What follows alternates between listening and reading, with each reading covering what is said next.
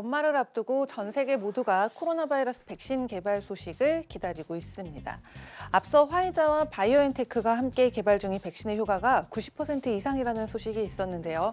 이번에 모더나도 코로나 백신 후보 물질이 임상 시험에서 95%에 가까운 효과를 보였다고 밝혔습니다. 그런데 이 화이자 백신은 보급이나 보관이 어려울 것이라는 우려가 있었는데요. 그래서 3.29% 빠진 37.35달러에 마감을 했고요.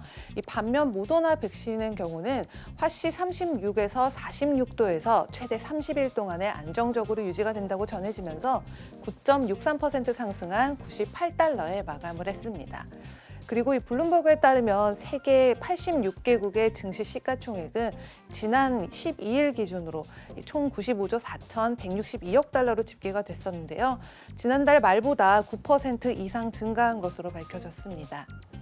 지난달 말에 잠시 주춤하면서 줄어들었던 이 세계 증시 시총, 이달 들어서 미 대선 결과와 코로나 백신 임상 시험 결과들이 연달아 발표가 되면서 이 증가세로 돌아선 건데요.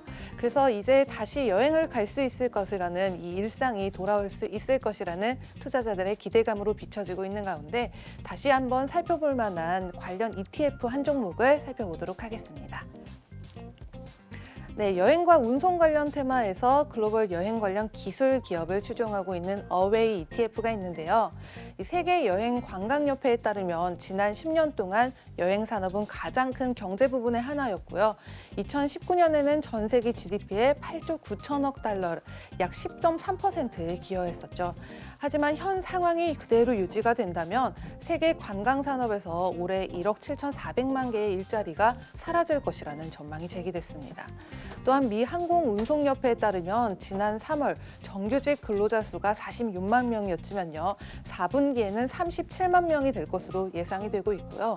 또 항공여행에 대한 수요가 지난 4월에 5년 내로 최저치로 추락을 했다가 회복을 하긴 했지만 여전히 그래도 부진한 상황에 있습니다. 그런데 이 어웨이 ETF는요, 프라임 트래블 테크놀로지 ETF를 추종을 하고 있는데 이 상위 10개 보유 자산이 거의 3천만 달러에 달하면서 순자산의 절반 정도를 차지하고 있고요.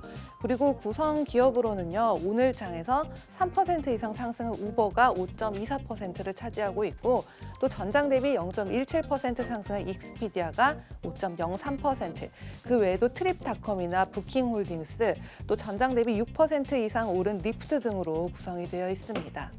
그래서 이 맥킨지에 따르면 이 백신 개발로 인한 긍정적인 시나리오가 적용될 경우에 2021년까지 2009년 볼륨의 85% 정도가 회복이 되고요. 또 2023년쯤이 되면 많은 것들이 더 회복할 수 있을 것이라고 했는데요. 이 어웨이 ETF는 코로나가 발발된 초기인 2020년 2월에 거래를 시작하면서 전혀 빛을 발하지 못했지만 그리고 또 지금도 약 10% 정도 하락해 있는 상황인데요.